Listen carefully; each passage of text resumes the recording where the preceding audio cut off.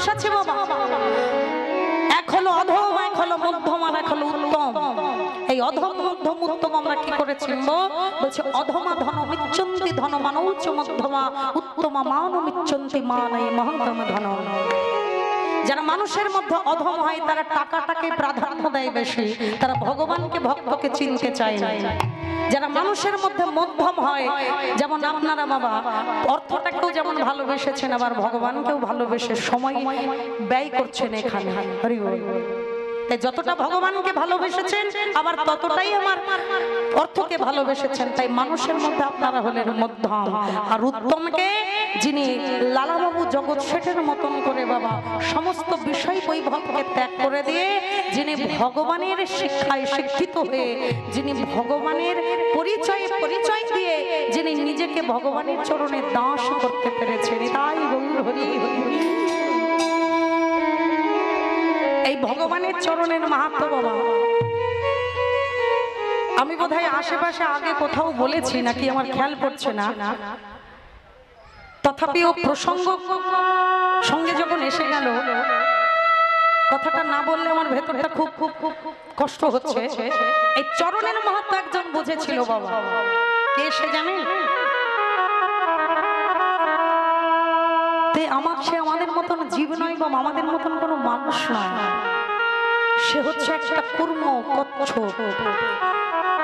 এই কচ্ছপ বুঝেছিল ভগবানের চরণের মাহাত্ম্য, কিন্তু আমরা বুঝতে পারলাম না।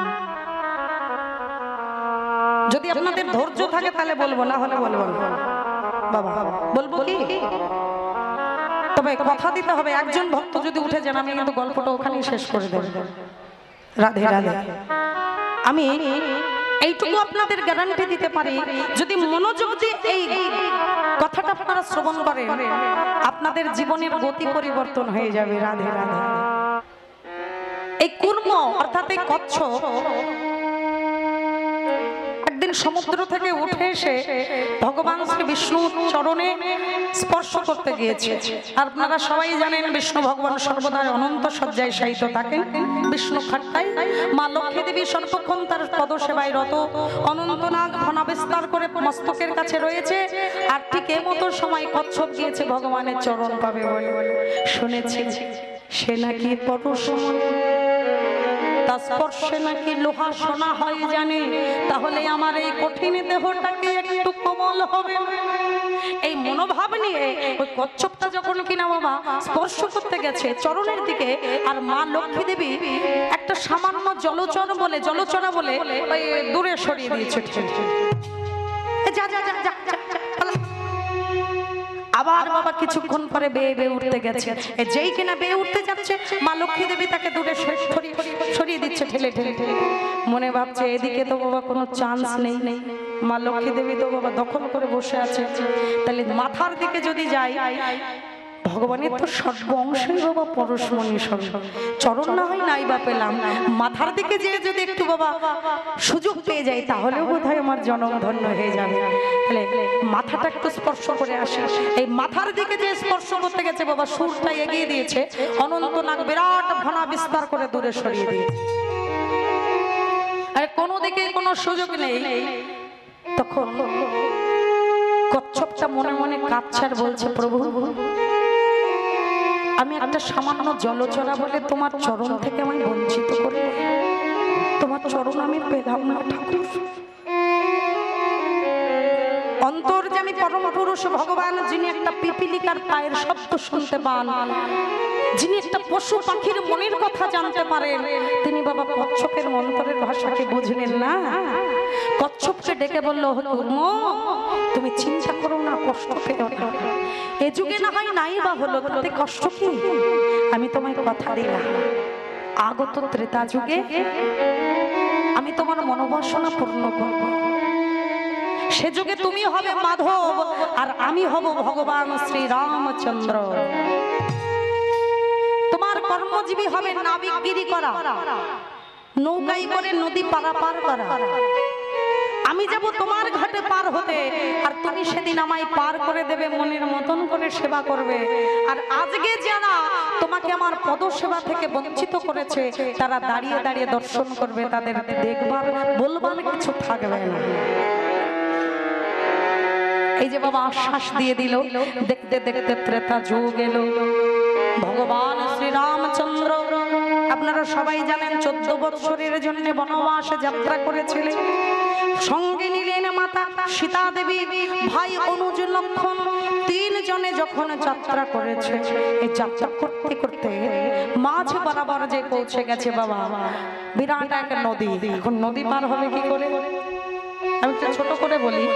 এই নদী পার হতে গেলে তো বাবা নাবিক চাই। আশেপাশে তাকিয়ে দেখছে কোথাও কোনো নাবিক নেই। লক্ষণ ঠাকুর ডেকে বলে, দাদা ওই তো দূরে দেখা যাচ্ছে, মনে হয় একজন নাবিক বসে আছে নৌকা বেরিয়ে, চলো তো ওই ঘাটে যাই। তাড়াতাড়ি করে ঘাটের দিকে পৌঁছেছে বাবা। দেখছে একজন নাবিক একটা মলিন বস্ত্র পরে, একটা ছেঁড়া গামছা ঘাড়ের উপরে ফেলে দিয়ে খুব চিন্তিত অবস্থায় হাঁটুর উপরে মাথাটা রেখে খুব চিন্তামগ্ন ভাবে বসে আছে। আর যেই নাকি লক্ষণ ঠাকুর গিয়ে ডাক দিয়েছে, ও নাবিক ভাই, নাবিক ভাই, যেই ডাক দিয়েছে বাবা একটা চমকে উঠেছে। সামনের দিকে তাকিয়ে দেখছে বাবা 3 জন। মনে মনে একটু আনন্দ হচ্ছে। আরে বিধির কি বিধান গো, আজকে 3-4 দিন হয়ে গেল বউ বাচ্চার মুখে একটু জল অন্ন তুলে দিতে পারিনি। আজকে একবারে একসঙ্গে 3 জন প্যাসেঞ্জার পেয়েছি, তাহলে পার করে দিলে বাবা যতটুকু মূল্য পাবো এইটুকু পেয়ে তো জল বাতাসাও দিতে পারবো। এই মনে মনে খুব আনন্দ হচ্ছে। আর তাদের দিকে তাকিয়ে তাকিয়ে দেখছে, এরা কারা গো, এদের তো আগে কখনো দেখিনি। এই দেখতে দেখতে যে শ্রীরামচন্দ্রের দিকে নয়ন দিয়েছে, নয়ন দিতে গিয়ে দেখে অপূর্ব রূপ। এমন রূপের মানুষ যেন আগে কখনো দেখে নাই।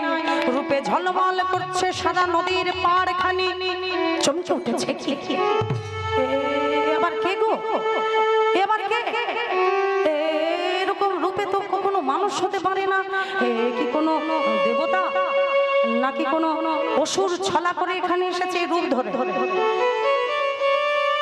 লক্ষণ ঠাকুরকে ডেকে বলছে, ভাই কিছু মনে করো না, তোমাদের দেখে না আমার ঠিক স্বাভাবিক লাগছে না, একটু অস্বাভাবিক লাগছে। বলি কেন? বলে যারা মানুষ হয় তাদের এত সুন্দর দেখতে হয়, তোমরা কি মানুষ নাকি অসুর? বলে ও মা, আমাদেরকে অসুরের মতো দেখতে? বলে না, অসুররা তো শুনেছি মায়া জানে, আর ওরা মায়া জানে শুনেছি রূপ পরিবর্তন করতে পারে। তা তোমরা আবার রূপ পরিবর্তন করে আমার ঘাটে এসে শেষকালে আমার নৌকাটা আমার ছিনিয়ে নিয়ে চলে যাবে না তো? লক্ষণ ঠাকুর একটু মুচকি হেসে বলছে, আরে না না, অত চিন্তা করছো কেন ভাই? আমরা তো তোমার ঘাটে এসেছি পারাপার হতে, আমাদের পার করে দাও। নাবিক তখন ডেকে বলছে, শোনো, পার করতে পারি, একটা কথা আছে। কি কথাটা? হলো তোমরা কারা একটু পরিচয় দেবে, যদি পরিচয়টা ঠিকঠাক পাই তাহলে পার করতে পারি, চিন্তা ভাবনা করে দেবে। পরিচয়? তুমি পরিচয় নিয়ে কি করবে? তুমি কি আমাদের আধার কার্ড করে দেবে কি গো, নাকি আমাদের কাস্ট সার্টিফিকেট করবে, নাকি কোনো আইডি প্রুফ করে দেবে? কি করবে তুমি? আমাদের পরিচয় নিয়ে করবে এটা? তুমি পার ঘাটার নাবিক, তুমি আমাদের পার করে দেবে, এটাই তোমাদের কর্ম? নাবিক বলছে, আগে কিছু মনে করো না, পরিচয়টা না দিলে আমার একটু অসুবিধা আছে। রামচন্দ্র বলছে, লক্ষণ তুমি এত কথা বাড়াচ্ছ কেন? পরিচয় নিতে চাইছে, তুমি দিয়ে দাও। পরিচয় তো দিতে গেলে আমাদের গর্ভ করতে হবে, গর্ভ করে দিতে হবে, দিয়ে দাও পরিচয়। আচ্ছা বেশ বেশ নাবিক ভাই, শোনো, আমাদের পরিচয় হলো আমরা হলাম দশরথ নন্দন। সম্মুখে যিনি আছেন আমার দাদা শ্রীরামচন্দ্র, মাঝখানে যিনি আছেন আমার মা সীতা লক্ষ্মী দেবী, সম্পর্কে আমার বৌদি, আর আমি হলাম তাদের ভাই অনুজ লক্ষণ। তোমাদের বাড়ি কোথায়? আমাদের বাড়ি হলো অযোধ্যায়। যেই বলেছে অযোধ্যায় দশরথ নন্দন শ্রী রামচন্দ্র, লক্ষণ আর সীতা, ও বেটার নামগুলো শুনতেই বাবা ঘাড়ের গামছা ফেলে দিয়ে আজও দৌড় কালো দৌড়। যেই নাকি দৌড়াতে শুরু করেছে আর লক্ষণ ঠাকুর পেছন পেছন ছুটছে আর বলছে, আরে ও নাবিক ভাই, আরে পালাচ্ছ কোথায়? দাঁড়াও দাঁড়াও দাঁড়াও, আরে পরিচয় চাইলে দিয়ে দিলাম আর পরিচয় পেতেই তুমি দৌড়াচ্ছ, ব্যাপারটা কি? আরে দাঁড়াও দাঁড়াও দাঁড়াও। একটু দূরে গিয়ে দাঁড়িয়ে বলছে, কিছু মনে করো না দাদা, তোমার দাদা কি সেই রামচন্দ্র? বলে কোন রামচন্দ্র? ওই শুনেছি রামচন্দ্র নাকি এক ভগবান আছে, কে সেই রামচন্দ্রের চরণের ধুলা স্পর্শ পেয়ে মাতা অহল্যা দেবী পাষাণে ছিল, অভিশপ্ত প্রাণী, সেই অভিশাপ নাকি মোচন হয়ে গিয়ে আবার মানুষ রূপ ফিরে পেয়েছিল। গৌতম মুনির স্ত্রী, তোমার দাদা কি সেই রামচন্দ্র? লক্ষণ ঠাকুর একটু মুচকি হেসে মনে মনে ভাবছে, এ বেটা শুধু নাবিকগিরি করে না, মধ্যে মাঝে বোধহয় একটু শাস্ত্র দর্শন কর। নাবিক ভাই, তুমি যেটা ভেবেছো সেটাই ঠিক। ওই রামচন্দ্রই হলো আমার দাদা, আর তিনি হলেন স্বয়ং ভগবান। কি বললে? তোমার দাদা সেই রামচন্দ্র যার চরণ ধুলা স্পর্শে অহল্যা মানুষ হয়ে গিয়েছিল, একটা নারী রূপ ধারণ করেছিল। আরে বাপরে, আমি ভাই তোমাদের পার করতে পারবো না। এই যেই বলেছে অমনি বাবা আগে ছিল 100 কিলোমিটার বেগে বোধহয় দৌড়াচ্ছিল, এবার কিলোমিটার বেগ একটু বাড়িয়ে দিয়েছে, একবারে 200 কিলোমিটার বেগে দৌড়াচ্ছে হাওয়ার বেগে। লক্ষণ ঠাকুর ততই আশ্চর্য হচ্ছে আর মনে মনে ভাবছে, বেটা কর, আমি যা জিজ্ঞেস করছে তাই বলে দিচ্ছি, আবার এত সমস্যা কোথায়? আরে ও নাবিক ভাই দাঁড়াও তো। ছুটে গিয়ে ধরে বলেছে, একটু দাঁড়া, তোমার সমস্যাটা কোথায় আমায় একটু বলো তো দেখি খুলে। আগে কিছু মনে করো না ভাই, তোমার দাদা যদি সেই রামচন্দ্র হয় তাহলে আমার একটু সমস্যা আছে। কিসে না, তোমার দাদার চরণের ধুলো তো আমার নৌকায় পড়বে, যদি নৌকায় ওঠে, আর আমার নৌকাটা এমনও তো হতে পারে বাবা কোনো অভিশপ্ত নারী ছিল, সে হয়তো বাবা কোনো যোগী ঋষি মুনিধানীর অভিশাপ পেয়ে হয়তো নৌকা হয়ে আছে, আর সেই নৌকা চালনা করে আমি বাবা দুটো রুজি রোজগার করছি, পেটে দুটো অন্ন দিচ্ছি। এখন তোমার দাদার চরণের ধুলা পড়ে যদি আমার নৌকাটা মেয়ে ছেলে হয়ে যায়, শেষকালে ওই মেয়ে ছেলে যদি আমার পেছন পেছন ঘরে যায়, আমার বউ তো বাবা রাগ করে ডিভোর্স দিয়ে চলে যাবে, শেষকালে বাবা আমার উপায় কি হবে? বলো বলো কি হবে? এই ঝক্কি ঝামালে কে নেবে বাবা? আমি বাপু পারলাম না, তুমি অন্য ঘাটে যাও। লক্ষণ ঠাকুর একটু হেসে বলছো, তোমার এই সমস্যা, আচ্ছা তাহলে তুমি বলো কি করলে পার করবে? বলে শর্ত একটা আছে। কি শর্তটা? হলো তোমার দাদার চরণ আমি নিজের মনের মতন করে ধোয়াবো, ধুয়ে আমার নিজের বস্ত্র দিয়ে মোছাবো, আমি কোলে করে তারপর আমার নৌকায় বসাবো। এই শর্তে যদি রাজি হও তবে আমি আছি, নইলে অন্য ঘাটে যাবো। লক্ষণ ঠাকুর মনে মনে ভাবছে, হে বিধি তোমার কি করুন। মাতা কইকেয়ীর কারণে দাদা আমার বনবাসী হয়ে গেল বটে, দাস দাসীর সেবা থেকে বঞ্চিত হলো বটে, কিন্তু বিধাতা কৃপা করে একজন নাবিককে দাস করে পাঠিয়ে দিল দাদার চরণ সেবা করতে নদীর পাড়ে। কি সৌভাগ্য আমাদের! বিনামূল্যে বাবা, বিনা মজুরিতে যদি একটা দাস দাসী পাওয়া যায়, এটা তো আমাদের সৌভাগ্য। এই মনে করে লক্ষণ ঠাকুর ডেকে বলছে, আগে নাবিক দাদা কিছু মনে করো না, তোমার শর্তে আমরা রাজি, তুমি চলো, যা মনে নয় তুমি তাই করো, আমাদের পার ঘাটা পার করে দাও। হরি এই মনের আনন্দে নাবিক আসছে পার করে দিতে। রামচন্দ্রের চরণ ধৌত করতে গিয়ে একটা পাত্রে জল নিয়ে যখন একটা একটা করে চরণ ধোয়াচ্ছে, ও মায়েরা, একটা চরণ ধোয়াতে কতক্ষণ সময় লাগে? আপনি যদি বাবা খুব ভালো করেও সাবান ঘষে ঘষে ধোয়ান, কতক্ষণ লাগতে পারে? 10 থেকে 15 মিনিট। আপনার সময়টা একটু বেশি দিলাম, এতক্ষণ লাগে না। 15 মিনিটে মানুষের স্নান খাওয়া দাওয়া হয়ে যায়। তাহলে 15 মিনিট আপনাকে সময় দিলাম একটা চরণ ধোয়াতে। সেখানে যদি বাবা কেউ 50 মিনিট, 60 মিনিট, 1 ঘন্টা কাটিয়ে নেয়, তাহলে সেই মানুষটা তো একটা চরণের উপরে এইভাবে দাঁড়িয়ে আছে, কি করে পারবে? ভগবানের একটা চরণ যখন এইভাবে মাধবের হাতে দিয়ে রেখেছে আর মাধব মনের মতন করে ধোয়াচ্ছে, আর ভগবান এদিকে টাল সামলাতে পারছে না বাবা, এমনি এমনি করে একবার এদিকে টলছে একবার এদিকে টলছে। নাবিক তখন ভগবানের দিকে তাকিয়ে বলছে, আগে দাদা কিছু মনে করো না, বলছি তোমাকে দেখে না মনে হচ্ছে তুমি টাল সামলাতে পারছো না, তুমি এক কাজ করো, তোমার একটা হাত আমার মাথার উপরে দিয়ে চেপে রাখো, তাহলে তোমার ব্যালেন্সটা ঠিক এসে যাবে। রামচন্দ্র প্রভু আমার একটা হাত নাবিকের মাথায় রেখে একটা চরণ নাবিকের হাতে রেখে, কি অপূর্ব দৃশ্য দেখো বাবা। যার চরণ যোগী পাই না যোগে, মুনি পাই না মনে, ধ্যানী পাই না ধ্যানে, সেই চরণ রেখেছে নাবিকের হাতের উপরে, হাত রেখেছে মস্তকের পরে। অপার করুণা পেয়ে গেল মাধব, নিতাই গৌর হরি বল। মনের আনন্দে চরণ ধৌত করে আর মনে মনে বলে, ওগো দয়াময় গো, তোমার চরণে আমার একটাই নিবেদন, এ জন্মে হয়তো আমি তোমার চরণে পেয়েছি, আগত জন্মে যদি তোমার চরণ না পাই তাহলে সেখানে তোমার আত্মা অতৃপ্ত থেকে যাবে। তাই তোমার কাছে আমার একটাই নিবেদন, ওগো দয়াময় গো, তোমার ওই চরণ ছাড়া আমায় যেন করো না। মনের আনন্দে চরণ ধোয়, সেই চরণামৃত পান করে নিলে মাধব চরণামৃত পান করে, খুব অপূর্ব লীলা বাবা, অপূর্ব দৃশ্য।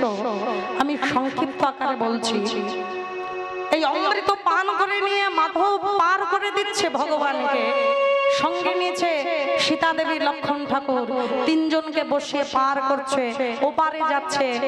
নাবিক আমার মনের আনন্দে ভগবানের গুণগান গাইতে গাইতে, রামচরণ সুখদায়ী,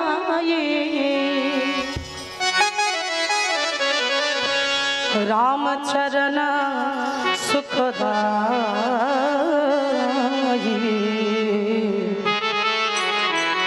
भज मन रामचरण सुखदायी।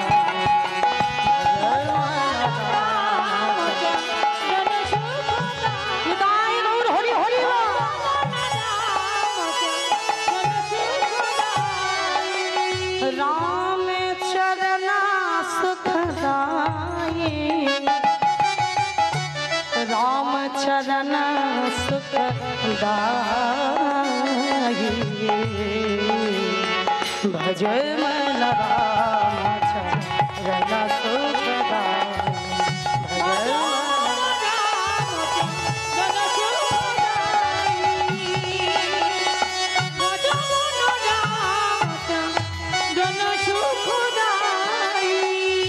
जय चरण से निकसी सुरसरी शंकर जटा समाये,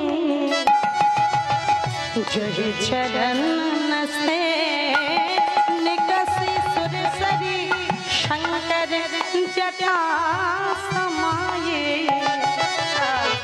जटा शंकरी नाम परो है, जटा शंकरी नाम परो है, त्रिभुवन तारणमाई भज मन राम।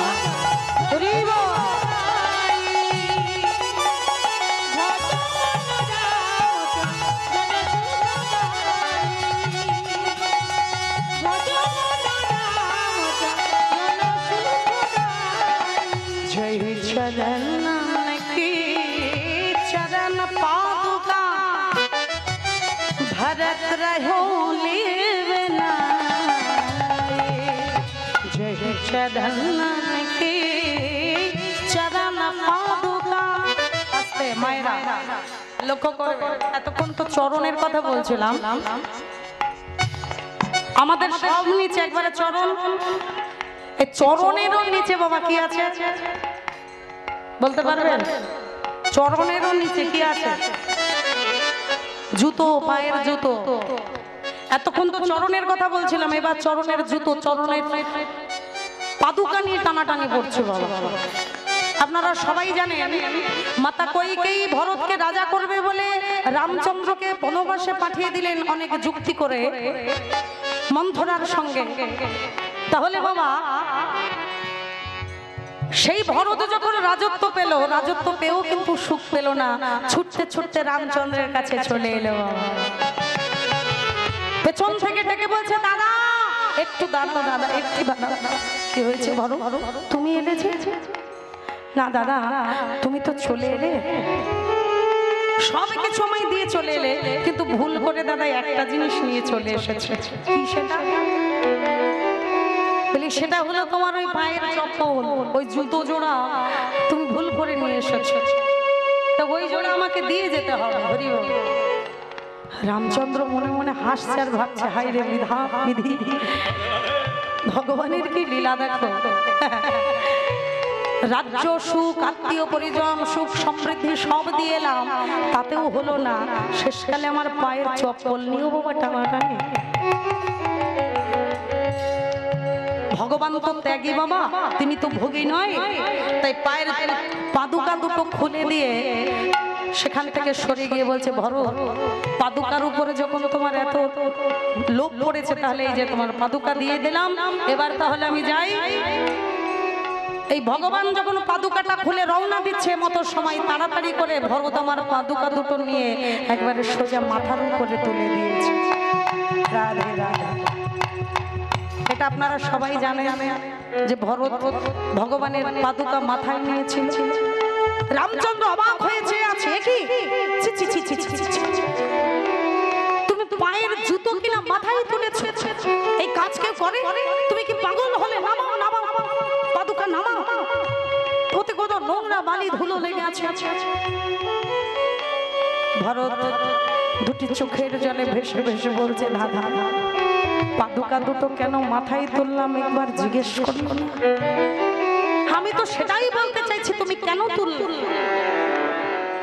দাদা আগেকার দিনে দেখেছি মায়েরা যখন বড় বড় কলসিতে করে জল নিয়ে আসতো, কাকে করে আনতে কষ্ট হতো বলে মাথায় করে নিয়ে আসতো, আর মাথায় কষ্ট হতো বলে মাথার উপরে একটা বেড়ি দিয়ে নিত, একটা পাগড়ি বেঁধে নিত, আর পাগড়িটার উপরে কলসটা রাখলে কি হতো, সরাসরি মাথায় না লেগে ওই পাগড়িটার উপরে ভারটা থাকতো। তা তুমি যে তোমার এই বিশাল রাজ্য, সাম্রাজ্য, বিশাল সুখ সমৃদ্ধি, আত্মীয় পরিজন, এই প্রজাদের ভার সব কিছু আমার মাথার উপরে চাপে দিয়ে এলে, দাদা আমি এই ভার নিতে পারবো কিনা তুমি একটাবার ভেবে দেখেছো? তাই আমি চিন্তা করে দেখলাম এত ভার তুমি সরাসরি মাথায় তুলে নিতে পারবো না, তাই মাথার উপরে যদি একটা বেড়ি রাখি আর বেড়ির উপরে যদি ভার রাখি, তাহলে আমার একটু কষ্ট কম হবে। তাই তোমার এই বিশাল রাজ্য সাম্রাজ্যের ভার নিতে গিয়ে তোমার চরণের পাদুকা দুটো আমি বেড়ি করে নিলাম। আজকের থেকে সমস্ত ভার এই চরণের পাদুকার উপরে থাকবে, আমার মাথার উপরে নয়। তাই হরি হরি। কি অপূর্ব লীলা দেখো। শুধু তাই নয় বাবা, দৃষ্টান্ত বহু কিছু আছে। একজন মন্ত্রীকে এখানে এনে আজকে আমাদের যে দাদা ভাইয়ের সৌজন্যে এত বছর আমরা আসছি, এবং যে দাদার কারণে নৃপেন দা আমাদের শ্রদ্ধেয়, এবং তার সঙ্গে আনুষঙ্গিক আমার কমিটির কর্তৃপক্ষ অনেক দাদা ভাইয়েরা, বয়োজ্যেষ্ঠ পিতা সকলেরা ভাইয়েরা আছেন, কিন্তু মূল উদ্দেশ্যে আজকে যে দাদা ভাইকে নিয়ে, যার সৌজন্যে আমি দীর্ঘদিন ধরে এখানে আসছি, আজকে যদি আমার দাদা ভাই মনে করে যে এত বড় একটা অনুষ্ঠান, নামকরণ অনুষ্ঠান, এই অনুষ্ঠানটাকে উদ্বোধন করতে প্রথম দিন কোন পার্টির বড় নেতাকে বাবা এনে এইখানে অনুষ্ঠানটা উদ্বোধন করবে, করতেই পারে।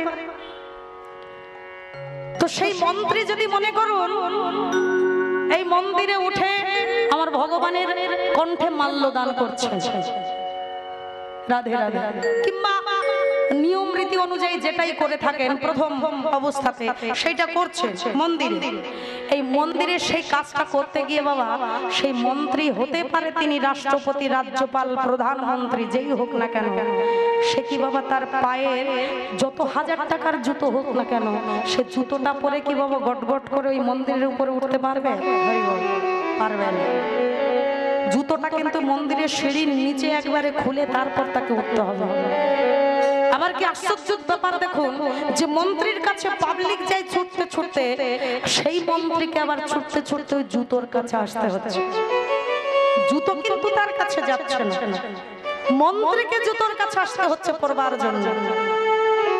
অতএব হে দাদা, তোমার জুতো দুটো আমি রেখে দিলাম এই কারণে, হতে পারে তুমি পারো, তুমি বিশ্বের স্রষ্টা, তুমি সৃষ্টি স্থিতি প্রলয়ের মালিক, তুমি ভগবান সর্বৈশ্বর্যপূর্ণ, যেই হও না কেন, তোমার পাদুকা দুটো আমার কাছে থাকলে তুমি পৃথিবীর যে প্রান্তে যতদিনের জন্য যাও না কেন, একদিন না একদিন এই পাদুকার কাছে তোমার ফিরে আসতে হবে।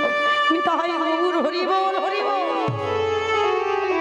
তাই পাদুকা দুটো আমি মাথায় করে নিয়ে গেলাম, যেই চরণ কি চরণ পাদুকা ভরত রহো लेवे ना,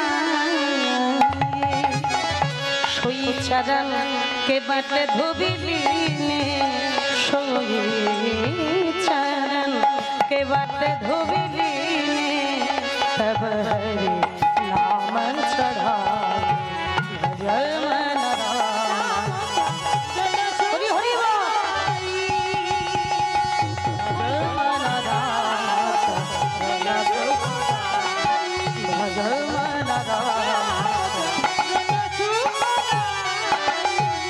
পার হয়ে গেল, ওপারে চলে গেল। রাধে রাধে। ও তার আগে আবার আরেকটা ঘটনাও ঘটে গিয়েছিল বাবা। এই মাছ দরিয়ায় যখন নিয়ে গিয়েছে নৌকাটা চালাতে চালাতে, এই মাঝখানে নিয়ে গিয়ে বাবা বারবার বারবার করে শুধু পাক মারছে, শুধু নৌকাটা ঘোরাচ্ছে, চক্কর দিচ্ছে। আর যখন ঘোরাচ্ছে তখন বন বন করে ওরাও সবাই ঘুরছে নৌকায় বসে। আর তখন লক্ষণ ঠাকুর রেগে গিয়ে চোখগুলো মোটা মোটা করে বলছে, ঠিক করে নৌকা চালাও, এমন পাকাচ্ছ কেন, পাক দিচ্ছ কেন নৌকা, আমাদের মাথা বন বন করে ঘুরছে, ঠিক করে চালাও নৌকা। নাবিক তখন একটু হেসে মুচকি লক্ষণ ঠাকুরের দিকে তাকিয়ে বলছে, লক্ষণ ভাই কিছু মনে করো না, তোমার দাদাকে বলো আমার ঘোরানোটা আগে বন্ধ করতে, তারপর আমি নৌকা ঘোরানো বন্ধ করে দেব। যেই বলেছে তোমার দাদাকে ঘোরাতে বন্ধ করো, তোমার ঘোরাতে বন্ধ করতে বলো, হ্যাঁ, অমনি লক্ষণ ঠাকুর বলছে, এই তুমি কি বললে, আমার দাদা তোমাকে আবার কখন ঘোরালো? বলছে তোমার দাদার কাছে জিজ্ঞেস করে দেখো, 84 লক্ষ জনে ভ্রমণ করে তারপর এই মানব জন্ম পেয়েছে। এত জন্ম আমাকে ঘোরাচ্ছে, এত জন্ম ধরে বনবন বনবন করে শুধু ঘুরিয়ে যাচ্ছে, আর আমি মাত্র 2-4 বার পাক মেরেছি, তাতে তোমাদের চক্কর লেগে গেল। কি গো? লক্ষণ ঠাকুর বলছে, দাদা এই নাবিক কিন্তু যে সে নাবিক নয়, একে বেশি ঘাটানো যাবে না। মনে হয় আমরা যে স্কুলে পড়াশোনা করেছি সেই স্কুলের হেডমাস্টার ইনি ছিল, অতএব একে বেশি ঘাটানো যাবে না। এই ভালোই ভালোই যেই পার হয়ে গেল, ওপারে যাওয়ার পরে রামচন্দ্র প্রভু সীতা দেবীকে ডেকে বলল, হে সীতে, আমরা তো পার হয়ে গেলাম, তাহলে নাবিকের মূল্যটা দিয়ে দাও, কড়িটা দিয়ে দাও। তাহলে কি দেবো, আমরা তো বনবাসী, আমাদের কাছে তো কোনো টাকা নেই, পয়সা নেই, কড়ি নেই, কি দেবো? তখন সীতা দেবী কনিষ্ঠ আঙুল থেকে সোনার একটা আংটি, হীরের পাথর, সেই আংটিটা খুলে দিয়ে নাবিককে দিয়ে বলছে, নাবিক ভাই এই নাও তোমার মূল্য। নাবিক তখন হাতটা পেতে নিয়ে আবার হাতটা সরিয়ে দিয়ে বলছে, না, এ তুমি কি দিচ্ছ? কেন, তোমার পছন্দ হয়নি? তুমি যা পাও তার থেকে অনেক অনেক গুণ তোমাকে বেশি দিয়েছি, তোমাকে নাবিকগিরি আর করে খেতে হবে না, অনেকদিন ভালোভাবে তোমার দিন চলে যাবে, এই নাও ভাই। না থাক, থাক। কেন থাকবে? কেন তোমার মজুরি নেবে না? না থাক। কেন থাকবে? বলছে দেখো তোমরা কাণ্ডজ্ঞানহীন হতে পারো, কিন্তু আমার কাণ্ডজ্ঞান আছে। এখানে আবার কাণ্ডজ্ঞানের কি হলো? বলে না, তোমাদের বিচার বিবেচনা একটু আলাদা হতে পারে, আমার আবার একটু বিচার বিবেচনা আলাদা। মানেটা হচ্ছে কোন ড্রাইভার যদি বাবা বিপদে পড়ে রাস্তায়, তাহলে অন্য ড্রাইভারের সাহায্য নিয়ে চলে যায়, তার জন্য সেই ড্রাইভার কিন্তু কোনো মূল্য নেয় না। এখন এখান দিয়ে রাস্তা দিয়ে বাবা কত লোক যাতায়াত করছে টোটোতে করে, এখন কোন টোটো চালক চালাতে চালাতে প্যাসেঞ্জার নিয়ে যাচ্ছে, অবশেষে বাড়ির দিকে ফিরছে, লাস্ট একবারে সব টিপ দিয়ে বাড়ি যাচ্ছে। এই বাড়ির দিকে যাওয়ার সময় ব্যাটারিটা মাঝ রাস্তায় ডাউন হয়ে গেল, কি করে যাবে বাড়ি পর্যন্ত? অন্য আরেকজন টোটো চালককে গিয়ে যদি বলে ভাই আমার ব্যাটারিটা ডাউন হয়ে গেছে, আমায় একটু বাড়ি পর্যন্ত পৌঁছে দেবে, আর একজন টোটো চালক তাকে বাড়ি পর্যন্ত পৌঁছে দেবে, বিনিময়ে কিন্তু ভাড়া নেবে। এটা হলো ড্রাইভারদের ধর্ম। কোন লরির ড্রাইভার যদি বিপদে পড়ে, তার বিনিময়ে আরেকজন ড্রাইভার তাকে উদ্ধার করে, বিনিময়ে মূল্য নেয় না। তদ্রূপ করে তোমার দাদা একজন ড্রাইভার আর আমিও একজন ড্রাইভার। কি মুখ সামলে কথা বল, অনেকক্ষণ ধরে তোমার বেয়াদবি শুনছি, দেখছি কিচ্ছু বলে। এখন পার যখন হয়ে গেছে, এবার কিন্তু ছেড়ে কথা বলবো না, একেবারে তুল থেকে বাবা বান বের করেছে, বলে একেবারে মেরেই ফেলবে। বলে আরে দাঁড়াও দাঁড়াও দাঁড়াও ভাই, অত অত রুক্ষ হচ্ছ কেন, অত রাগ কেন তোমার? আমি কি মন্দ কিছু বললাম? তোমার দাদা যেমন একজন নাবিক, আমিও তেমন একজন নাবিক। তোমার দাদা যেমন বিপদে পড়ে পার হয়ে আমার ঘাটে এসেছে, পার হতে আমি কি করে তাকে পার করে, কি বললে আমার দাদা নাবিক। দাদা ওকে মুখ সামলে কথা বলতে বলো, নইলে কিন্তু আমি এক্ষুনি বান বান বান। এই নাবিক তুমি ঠিক করে বলো, কি বলছো তুমি? লক্ষণ ভাই তুমি আমার কথায় অত রেগে যেও না, তোমার দাদাকে জিজ্ঞেস করো যে তোমার দাদাকে কেন আমি নাবিক বললাম। আমি তো এই ছোট ছোট নদীর নাবিক, কিন্তু তোমার দাদা যে এই বিশ্ব চরাচরের নাবিক, এই বিশ্ব ব্রহ্মাণ্ডে সব থেকে বড় নদীর নাবিক হলো তোমার দাদা। যেদিনে মানুষ শেষের দিনে ভব নদী পার ঘাটে গিয়ে দাঁড়ায়, সেদিন একমাত্র তোমার দাদাই হয় নাবিক। আর তোমার দাদা ছাড়া যে পার করবার মতন আর কেউ থাকে না। নিতাই গৌর হরি হরি গো। তাই তোমার দাদা বিশ্ব এই ভব নদীর নাবিক হয়ে বিপদে পড়ে আমার ঘাটে এসেছে পার হতে, আমি পার করে দিলাম। কিন্তু আমি যদি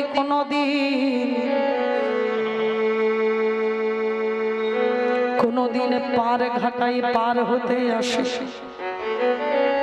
যেদিন আমি ভব নদীর ঘাটে কোলে এসে দাঁড়াবো, তোমার দাদাকে যেমন পার করে আমি কোনো মূল্য নিলাম না, নাই সে না নাই लेते, धोबी से ना धोबी लेते, देके मजूरिया ये जाति को ना बिगाड़ी। प्रभु आए मोरे घाट तो पार मैंने उतार देने, जब आऊंगा मैं तोरे घाट तो पार मैंने उतारियो।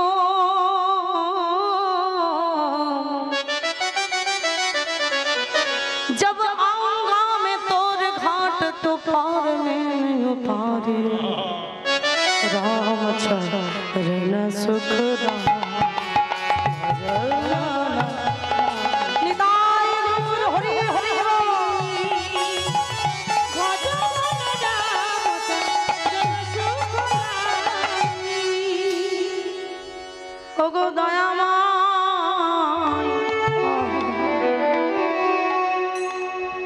আজকে আমি তোমায় পার করে দিয়ে যেমন কোনো মূল্য নিলাম, যেদিন আমি ভবনদী পার ঘাটের খুলে গিয়ে দাঁড়াবো, সেদিন আমার কাছে যদি কোনো মূল্য না থাকে, তোমার কাছে শুধুই আমার একটাই দয়াময়, সেদিন আমায়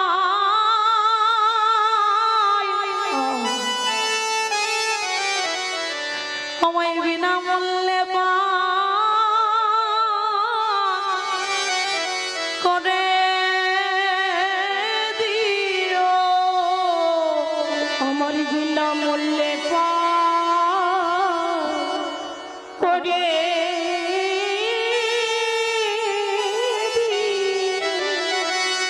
যেদিন তোমার পার ঘাটে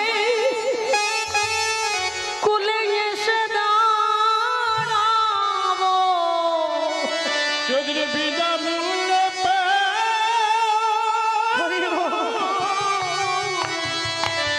পার করে দিও, বিনামূল্যে পার করে দিও, যেদিন তোমার ঘাটে এসে দাঁড়াবো, সেদিন বিনামূল্যে করে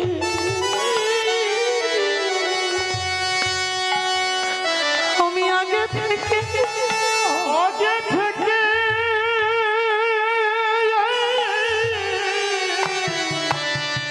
হে গোবিন্দ তোমায় জানায়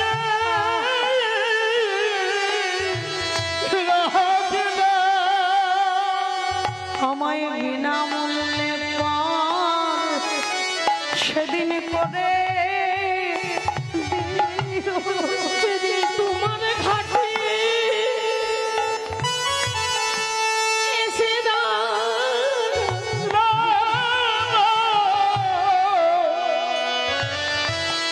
গোবিন্দ বিনামূল্যে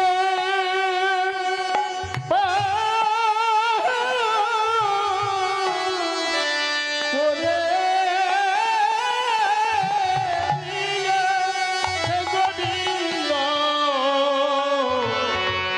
যেদিন আমার চলার চরণে কবির হবে, যেদিন তোমার ঘাটে এসে দাঁড়াবো, সেই দিন বিনামূল্যে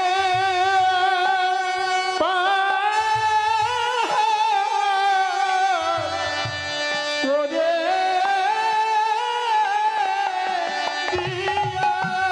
তোমার এই চরণে দাস করে দিও, সেই দিন বিনামূল্যে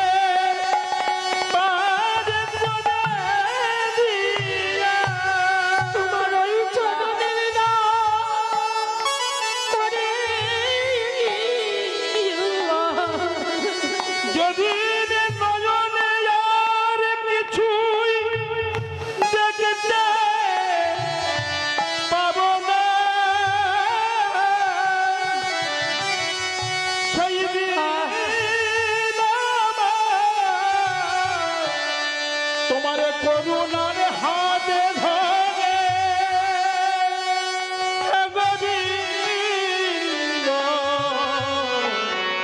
তোমার করুণার হাতে ধরে আমায় পারাবা করে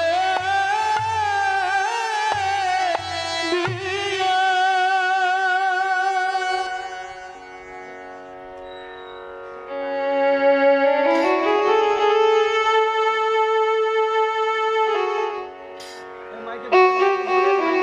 হ্যালো হ্যালো হ্যালো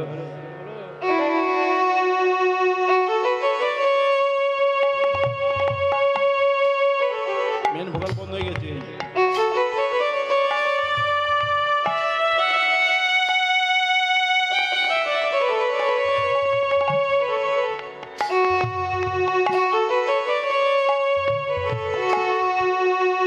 হে দয়া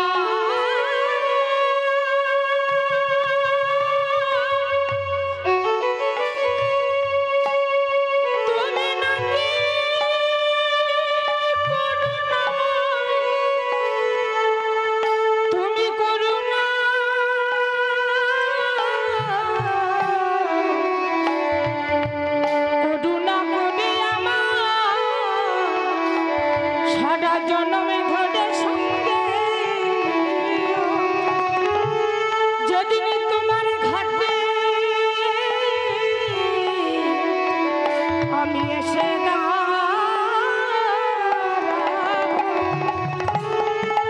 সেদিন তোমার এই করুণার হাতে ধরে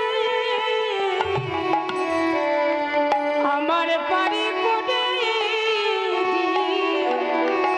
যেদিন তোমার ঘাটে এসে দাঁড়াবো তাই গৌর হরি বল। সেদিন পারে করে তাহলে সেই চরণের মাহাত্ম্য বাবা একটা কচ্ছপ বুঝতে পারলেন, আর যে বুঝতে পেরে যার পরিণামটাই বাবা পাল্টে গেল, যার জন্ম গতাগতি পাল্টে গেল, অথচ আমরা বাবা বুঝতে পারলাম না। এটাই হলো মানব জাতির দুর্ভাগ্য।